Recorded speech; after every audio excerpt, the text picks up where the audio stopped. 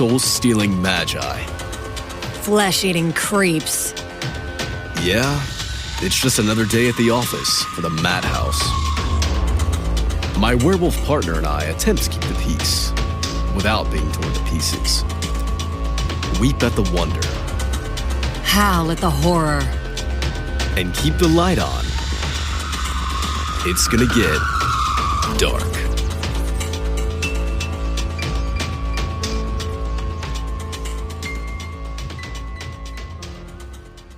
Episode 7, Motherlode.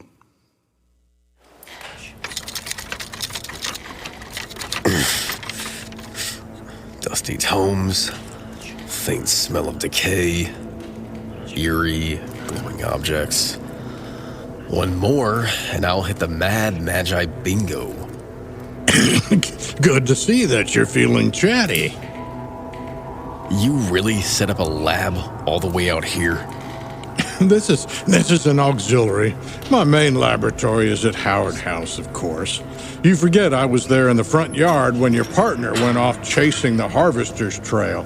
I was surprised, but it was a valuable piece of information. Naturally, I used some of the psyches to leave a dud trail. It'll keep her chasing her tail at Howard House, wondering where you are. I'm not well versed in dumb tongue, but... But you can consume the psyches to shore up the gloomcraft you don't know that well. I'll admit, not many magi would be so desperate as to do that. Most would be afraid of backlash. I'm not quite desperate. In no small part, thanks to you. Why go through with all this? Why risk detection? Power? Money? The things I want cannot be purchased with currency as vulgar as the dollar. Tell me, did you suspect me from the start? Not at first. No.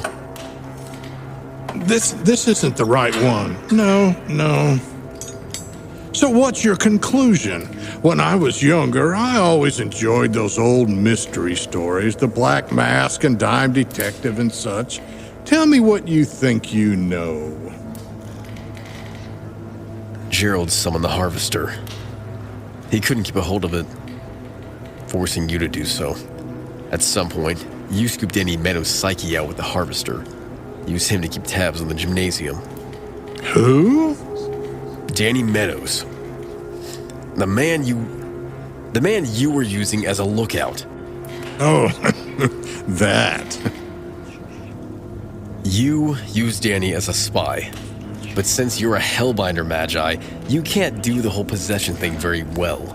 Psychomancy isn't your forte, after all. If it was, you wouldn't need the demon.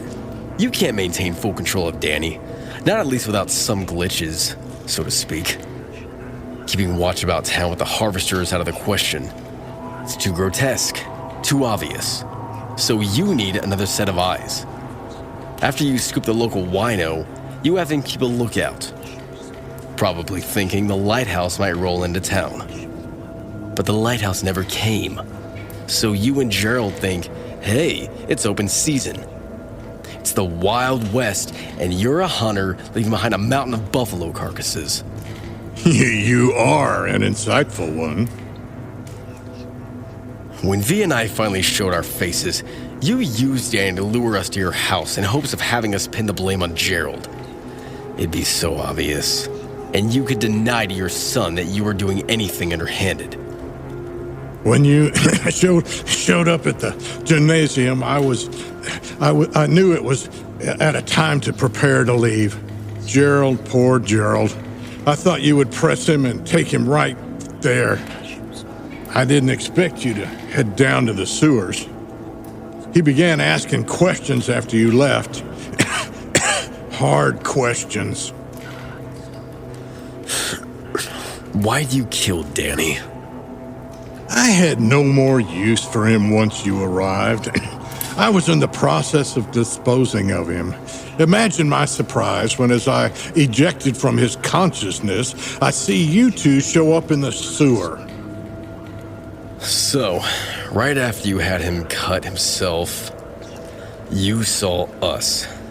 If you hadn't ejected out of his mind before he died, I would have caught you with the psych speak right then. You thought maybe you could nip us in the bud, right there. Off us with the harvester, and keep your intentions to screw Gerald over hidden from him. Play off us showing up at Howard House as a fluke.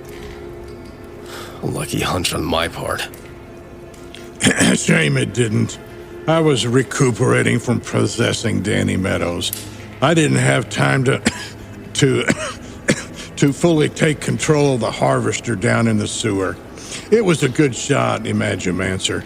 Good enough it gave the damn lizard a scare. Why, thank you.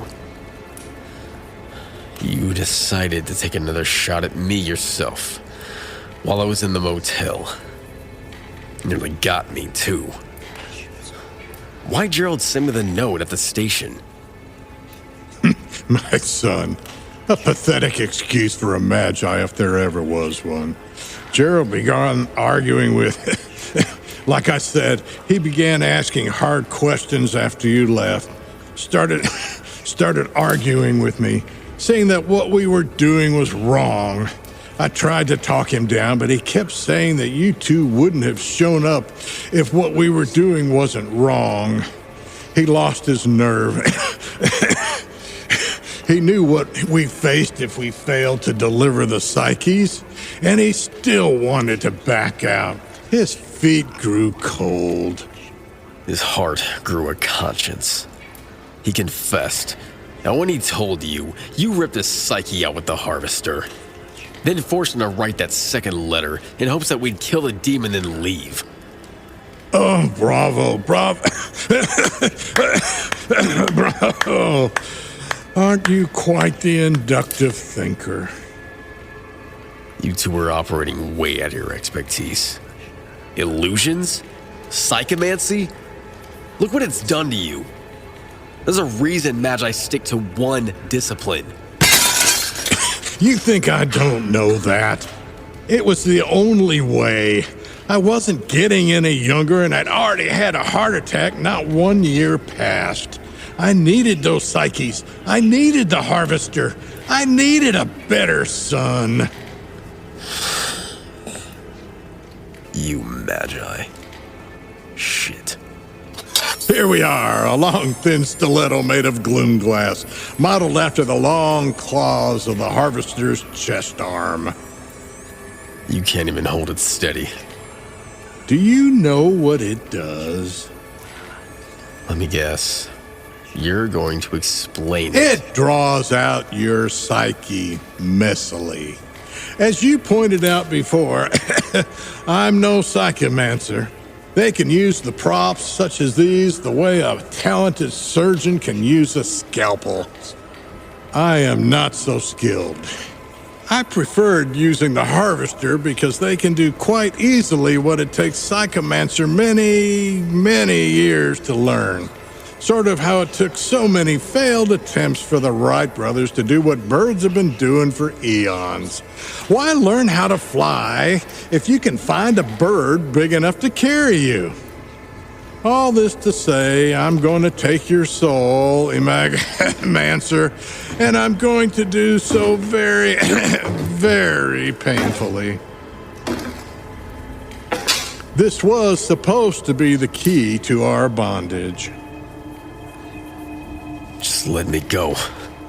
Madhouse will confiscate the psyches and go about repairing the damage you've done.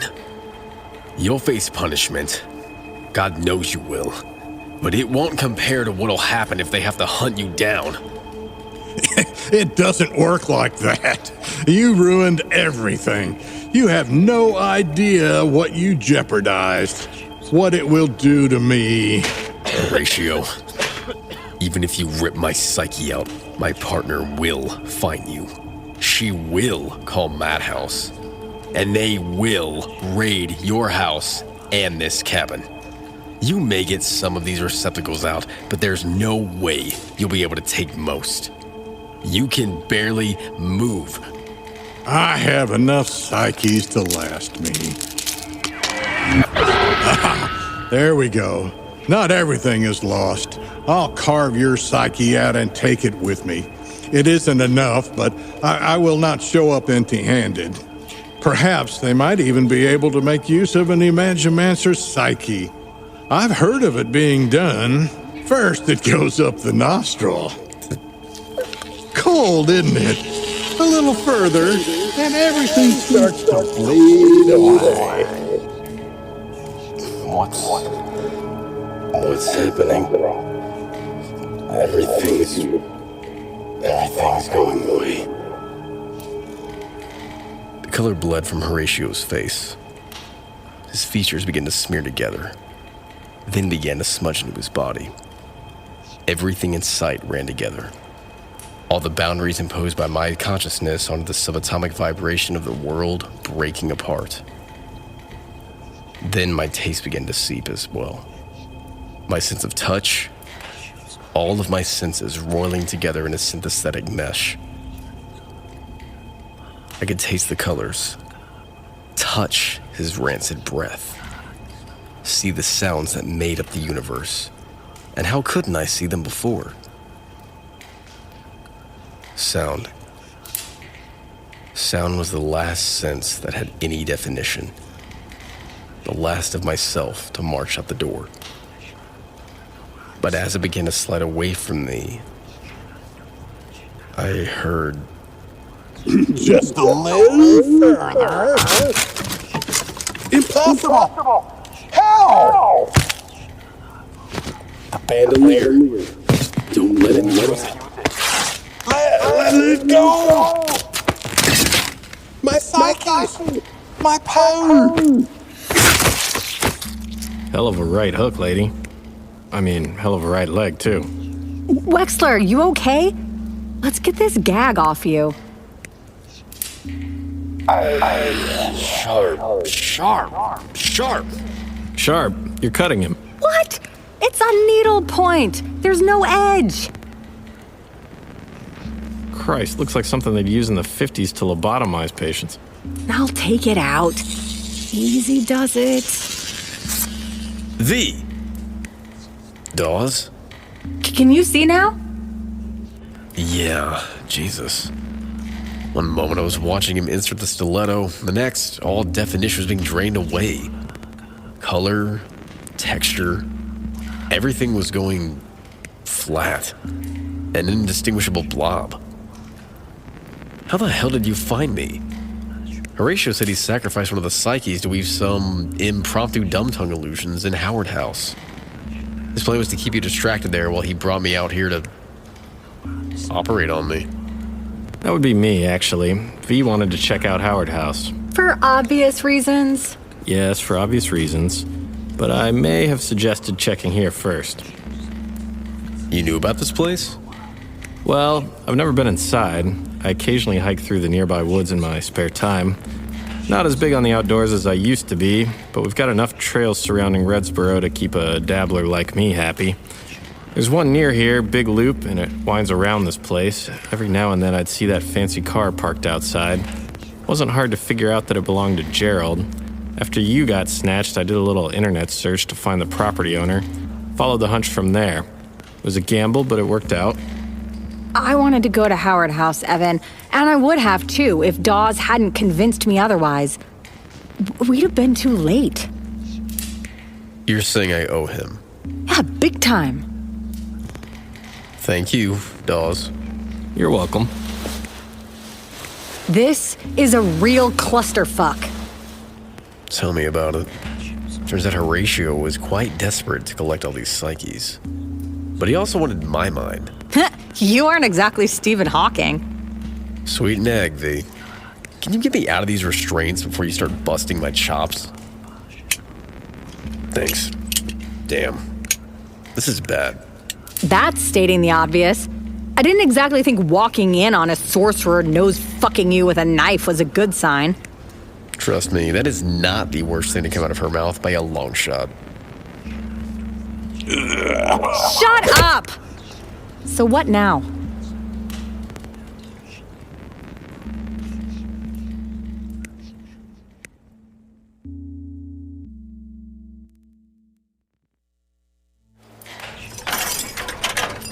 I recognize some of these tools and reagents from my mom's lab, but not many. At least I think I remember. My memory is still a bit fuzzy about the whole ordeal. The glowing mannequins are new to me, though. Your mother mostly did flesh carving, yeah? She probably didn't have much need for more metaphysical aspects of the gloom. Horatio, on the other hand, is in the business of hellbinding, summoning demons and other malevolent creeps from the darkest depths of the gloom. A Magi's lair tells you quite a bit about who they are, what they practice. He crammed the psyches into those mannequins.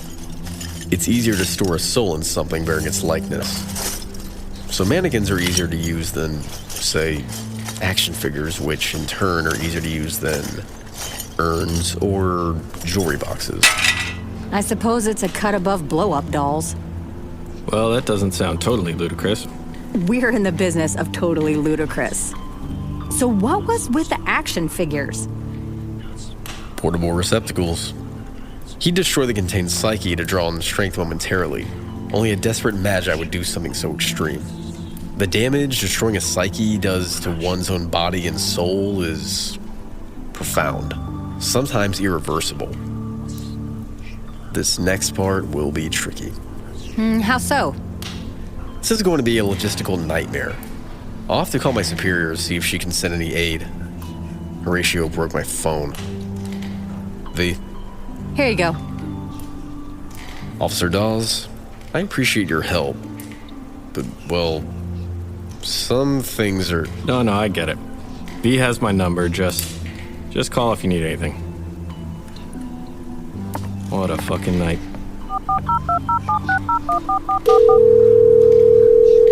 Hello?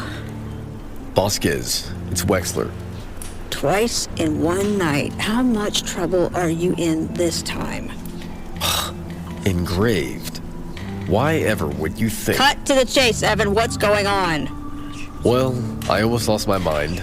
Literally. But we found out the real culprit behind the missing psyches. What about the psyches? There's a ton of them. Probably 20 here. And this is just a backup lab. God knows how many more are at the main lab.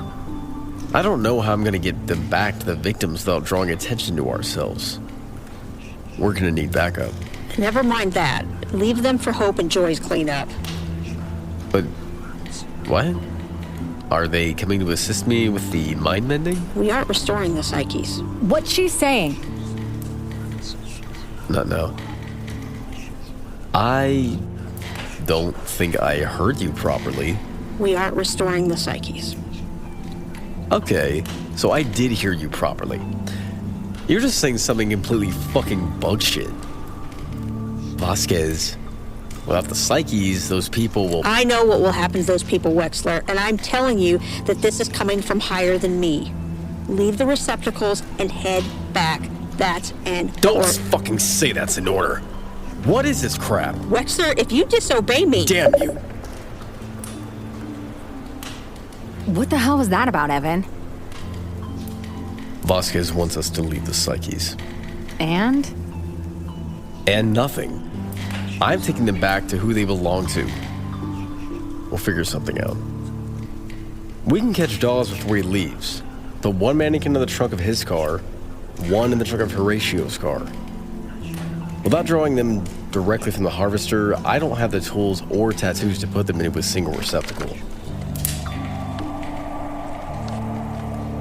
Give me a hand with this, would you? This will be trickier than we originally thought, but it's doable. The help or get out of the way? Hey, I'm not doing that. Hands off the department store dummy, Wexler. Excuse me? You heard me. I won't do that. If Vasquez said we aren't to fuck with the psyches, I'm not fucking with the psyches. What the fuck, V? Since when did you become a model soldier? Oh, don't, Wexler. I appreciate all you've done for me, but I won't disobey a strict order. Move, V. I won't ask again. Is that it, then? You'll shoot me so you can go play hero? I can't move. You understand that? Right? Have you looked at me? Yes. Really? Do you see the same thing that I saw when I looked in the mirror? Because I see a malformed experiment. I see a freak. No, I see a creep. No different from the A-bomb. No different from the harvester. I see a stranger inside of me waiting to escape the first chance it gets. And I see people like kind Eric waiting with knives and spells and wicked grins. I don't see that. Then you aren't looking hard enough. Maybe you can throw all this away, scrub those tattoos off, and ride off into the twilight. I need the Madhouse. God, I hate to say it, but I do. I need Solomon's concoctions. If I turn my back on the Madhouse, I'm signing not just my own death warrant, but that of all those I'll victimize. You know this. You had to know this when you brought me on. And what about those that we know for sure we victimized? All those victims in Redsboro. What about them?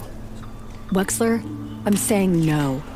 If I betray the Madhouse, I'm as good as dead anyway, and you might as well just shoot me right here. Fuck.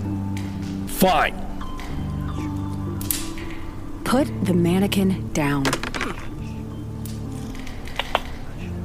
What is it, Vasquez? Wexler, I am telling you this once and only once. Do not hang up on me ever again. We have a good relationship, a professional relationship. You're a talented Imagiomancer. You are not an irreplaceable Imagiomancer. Don't fuck that up. I don't care how close you were to Michael. When you work for me, you will follow orders. Do you understand? Buts are for shitting, and that is something you will never do to me.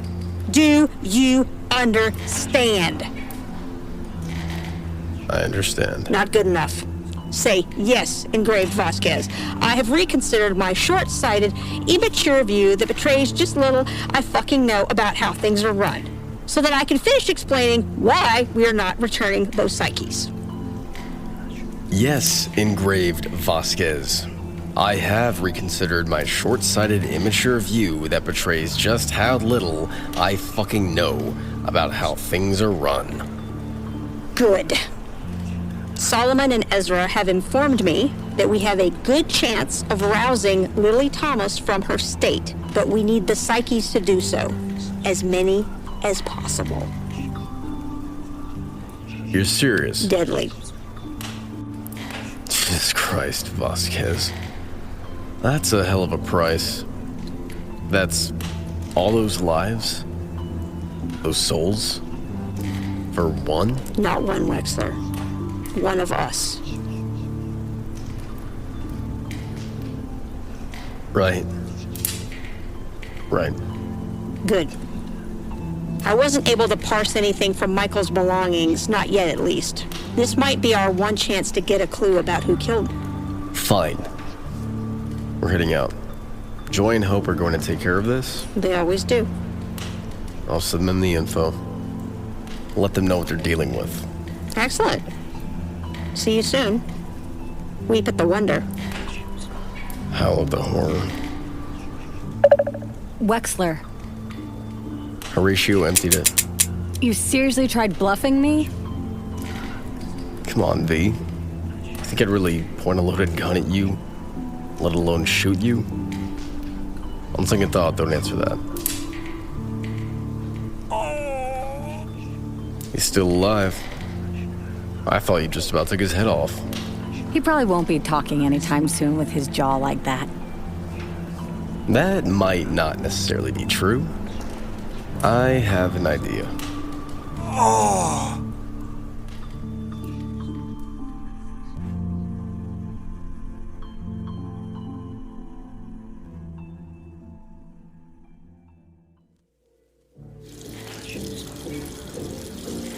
You promised me you weren't going to screw with the psyches. And I'm keeping that promise. I'm not going to screw with psyches. I'm going to screw with a psyche. You pedant. The devil's in the details, V. Wakey, wakey! this thing on. Where am I? Where are my legs? Where are my arms? Where is my knee? Somebody's not a fan of how they've been treating others. See, before I came, I got something called a Mindman tattoo. Lets me take in battered psyches, heal them, breathe them back into their respective bodies, or another receptacle, if I so choose. I have to say, Horatio, your psyche is filthy. I may have taken you out of the dying body and put you into a more suitable container. By suitable, we mean an old Sony tape recorder we found lying around. I'm surprised you never kept up with the times in that regard. This is outrageous. You have no idea the consequences. Nope. But that's not the worst part for you. You see, Horatio, I'm a rather by-the-book Imagimancer. My partner, she doesn't really understand that sort of behavior. Too much werewolf in her. You know how creeps are. She's got you rigged up over a full sink. We have some questions. And if we don't like the answers, well, I'm sure you know just about how well electronics fare in water. Remind me, drafted Wexler, what happens to a psyche when the receptacle is destroyed? Oh, nothing good. Unless you're a masochist. In that case, you're in for a treat. This is unconscionable. Says the Magit who stole the psyches of children? Who loosed a demon on a sleepy town? Who sold his own son out? Stuff your newfound respect for human dignity right up your ethereal ass. I've got a few questions. You've got 3 rubber bands we've fastened from your handle to the faucet. Tell us what we want to hear, or you'll be sleeping with the dishes. I had no intention of... Wrong response, Casper. Stop! Stop! I can't have my receptacle destroyed. The consequences. You said something about selling the cache of psyches. Who's buying? The hectocanaries. Oh, of course. Them. The hectocanaries are called the 100-handed for a reason, Horatio. You'll have to be more specific. I don't know. I just know someone bearing the icon of the 100-handed approached me. Noted. Why do they want all these psyches? What did the representative promise you? I told you I could sell the psyches. They want power, that sort of thing. Boring. You dodged the last question, Horatio. Every Magi wants power. That's so vague as to be useless. One more rubber band. You won't have an easy time dodging all that water. Details? Specifics. Okay. They have someone that knows how to do a permanent psyche transfer. I'm dying. The plan was to collect as many psyches from the flock as possible, preserve them in the mannequins, then ship them en masse to Austin. What were they offering you? They said they could keep me alive until I could figure out how to undo a bargain. Put me in a younger body.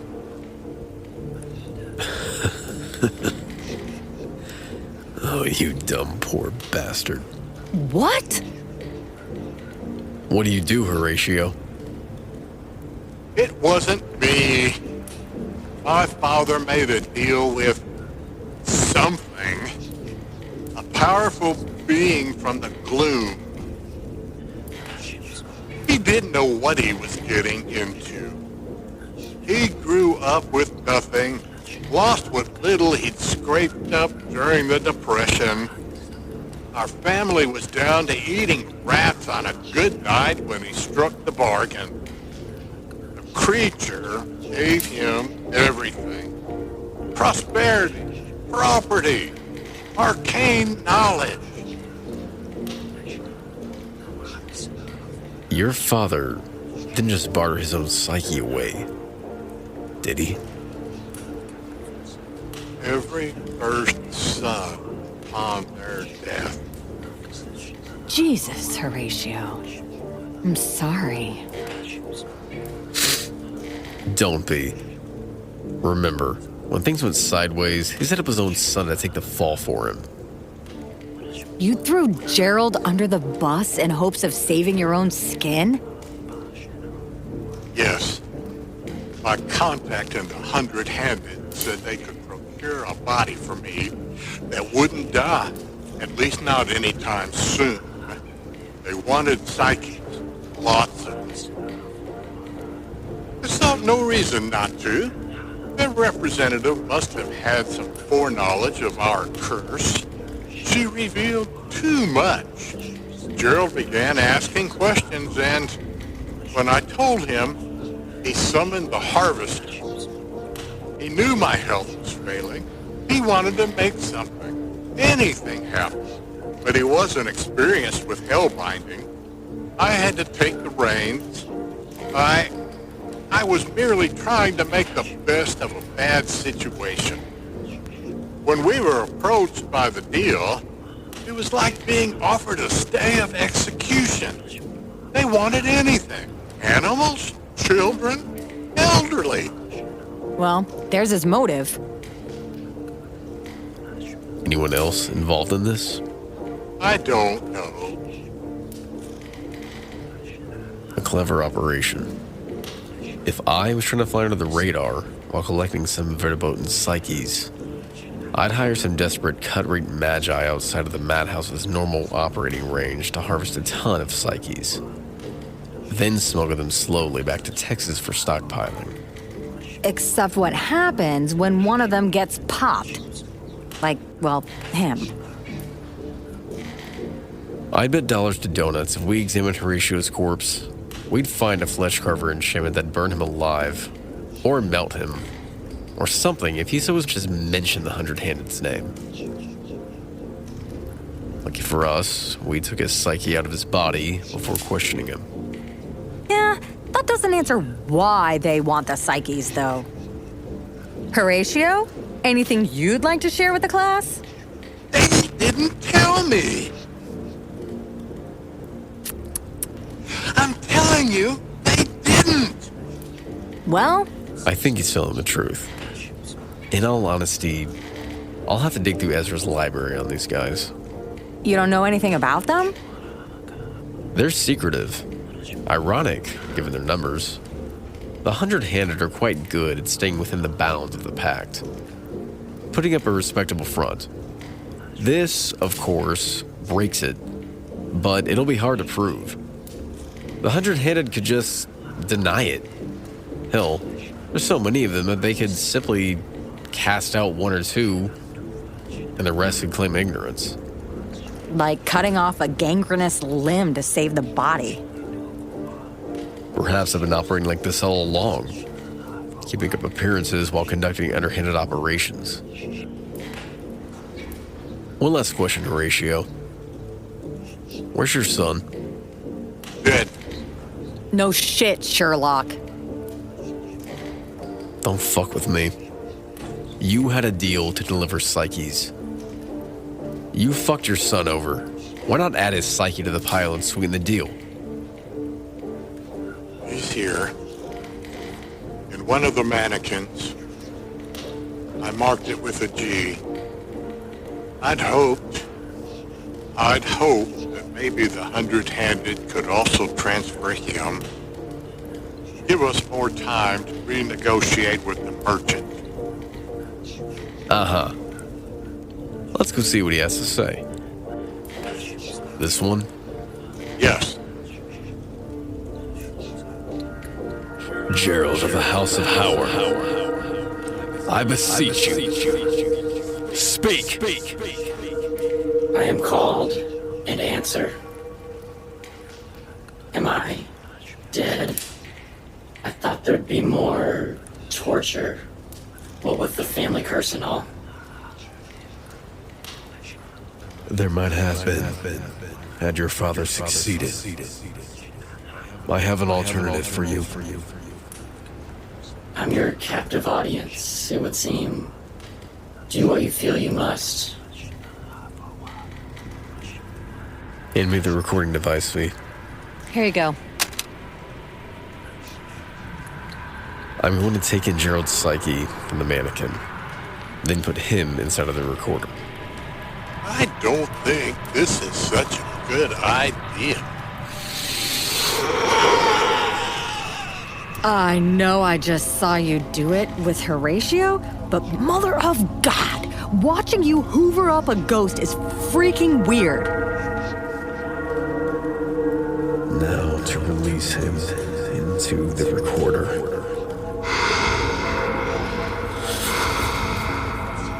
Did it work?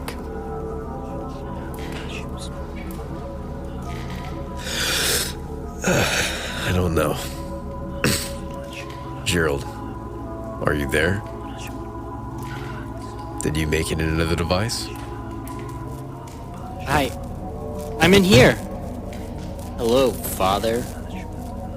Gerald, my boy. So nice to see you in the lack of flesh once again. Surely you understand just why I did what I did. Why I had to. Gerald? Gerald! Please, let's not get too hasty now. Gerald? What are you doing? I'm evicting you, Father. It's Horatio's ghost, just disembodied. Weird. You can't do this to me. You can't leave me out here like this. It'll come. No.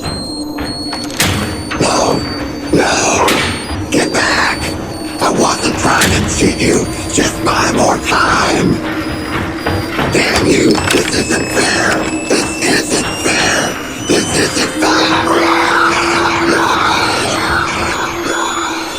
It is finished. He was a bastard. He was my father. I don't know if he deserves such a fate. I'm sorry, Gerald. What of me? You'll be locked away, safe and sound in Ezra's vault. Maybe they'll figure something out for you. Maybe not. It'll be boring. But it beats getting drugged into the darkest reaches of the gloom. Very well. Wexler, I don't know if this is such a good idea. He's cursed, V. Maybe Ezra can figure out a way to help him.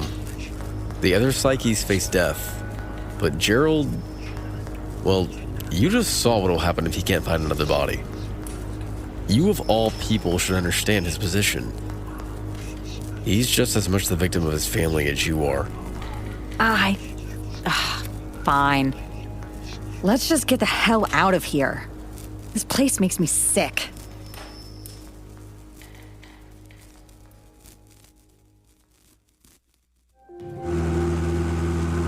This piece of shit isn't gonna make it. We'll make it. Half the roof is smashed. The engine sounds like a dying bovine. And I'm thanking God that the insect population is on the decline. Otherwise, I'd be eating more bugs than a contestant on Fear Factory because our windshield is fucking gone. We'll make it. That's not taking into account the car is stolen. Purchased. The money was stolen. And we have to drive 20-something odd hours back to Central Texas. We'll make... You were saying? Christ, when will it stop? Only when you're dead. I think we've seen enough by now that we can safely disregard death as a source of risk. Here they come. Be cool. Be cool. Be cool. Be cool? I've got fur growing everywhere, and floppy ears and frickin' claws. I look like I just came from a furry convention. Oh, it's him. Damn it. It's not rolling down. Just roll the window down. I'm trying. What seems to be the problem, officer? The implies 1. You're a bit out of your jurisdiction, don't you think? Are you seriously going to start talking jurisdiction after what we did together? And you think I wouldn't notice the two of you quietly trying to skip town? So you remember. It's hazy, but yeah, it's there. Most of the other guys don't, too. I suppose that's your doing. You're sensitive, aren't you? Pick up on things that most others miss. Feel attuned to forces that you can't quite explain? Back at the station, you asked me about my past. Seemed a touchy subject. You were right. Huh? Wexler here, he was right. It happened when I was a kid. Most of the flock who encounter the gloom at a young age, it impresses upon them. How old were you? Pretty young. 9, maybe? My dad was in the Army, stationed over at Fort Hood. We're originally from Texas, ironically enough. I only ended up here after spending a little bit of time in the Marines, getting stationed in North Carolina, and liking it enough to stay. Anyway, my family went camping down Colorado Bend State Park, I think. I'd later learned there'd been 2 or 3 disappearances in the area, mostly kids my age. Some folks thought foul play, but most people chalked it up to the careless parents not keeping an eye on their brats near a river. We set up camp, everything was fine. I swore I heard noises in the night, but my brother Jeff just gave me crap. Then I heard it. Nobody else did, but I did. Singing or something like it. I got out of my sleeping bag quietly. It seemed very important at the time that I do this quietly. Jeffrey stirred, but my father kept snoring his loud, vacuum cleaner snore. I could see something blurry outside of the tent, a smudgy white form. I unzipped the tent and stepped outside. It was dark. I'd always been afraid of the dark, but for some reason the singing kept me from being afraid. Gave me courage. I was never a brave kid. So I followed the song. Some distant part of me knew it wasn't quite right, that I shouldn't be doing what I was doing. I still remember the damp grass underfoot, the way the soil clung to the soles of my feet. I hadn't bothered to put my shoes on. In the distance I could see her, standing on the surface of the river. She was beautiful, almost painful to look at. As I made my way to the river's edge, she reached out. I reached out too, and she gripped my forearm. In a horror movie, her beautiful face would have turned, I don't know, vile or twisted, but Jesus, it never did. It stayed that eerie, perfect mask of beauty. Her eyes deep, dark pools that promised forever. I didn't even notice I was being drugged underwater until the other woman, the woman with the tattoos, showed up. She saved you. Yeah, everything happened so fast. So much light, so much sound. The next thing I knew, I was spewing up river water on the bank. My father and brother and the park rangers were gathered round. Did you forget all this? No, not quite. More like I willingly forced myself not to remember. When I first met the two of you, I thought something was off, but I couldn't quite place it. I was off-put enough by the sewer. Don't blame you. When I hauled Mr. Wexler here into the station, the magic brought it back. The charge in the air. I can feel it in my teeth as if I have fillings. I don't, but I imagine that's what it feels like when you got fillings and there's a strong radio wave nearby. That was a difficult night. You had the look, but you never joined the Madhouse. That's what y'all call yourselves? No, I found a note in my sleeping bag. I'm guessing it was from the tattooed woman. But I tore it up, threw it away in one of the trash bins. I had a family and I was scared shitless from the creature in the river. Perhaps if things had gone differently. I don't blame you. Perhaps if things had gone differently for me, I'd have never signed up. Yeah, well, the forking paths of fate are fucked, as my dad liked to say. I think I'm gonna have a much harder time forgetting this, however. What if I wanted in? No. The hell, why not? I handled myself. You're too old and not old enough. There's only a few times a person can join with the Madhouse, in their youth and in their twilight years.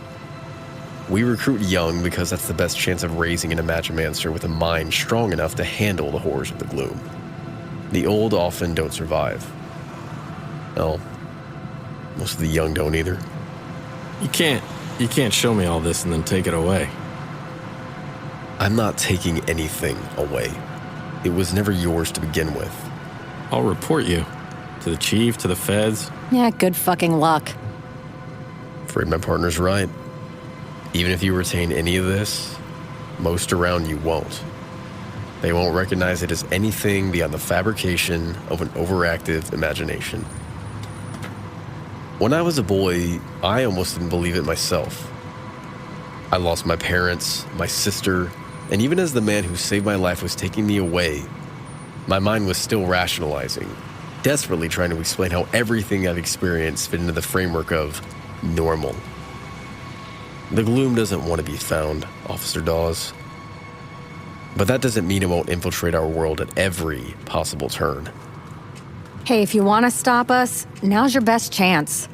You'd have to do it the old-fashioned way. This is hard to swallow. Then don't.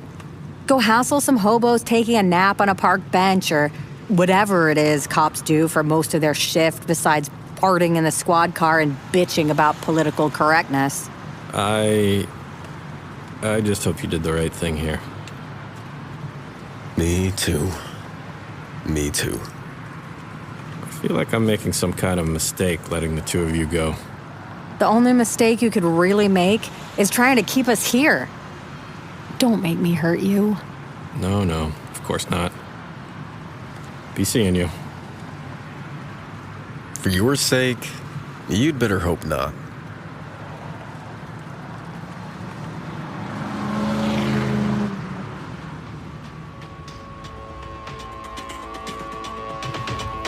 The Hundred-Handed was written and created by Tom Trest and produced by Dream Sculptor Studios. Episode 7 was directed by Brooke Pillafont. This episode featured Gage Richter as Evan Wexler, Brooke Pillafont as V, Adam Henry as Officer Taylor Dawes, Randy Pillafont as Horatio Howard, Aaron Hand as Gerald Howard, Dana Williams as Engraved Vasquez. Audio recording, mixing, and original music by Nathan Parnell. Visit us at thehundredhanded.com. That's the100handed.com. Or brave the dark recesses of social media to find us on Twitter and Facebook. You can also support us at patreon.com/the100handed. Even $1 helps us buy a little more time before the merchants of midnight come to collect our souls. Until next time, weep at the wonder and howl at the horror.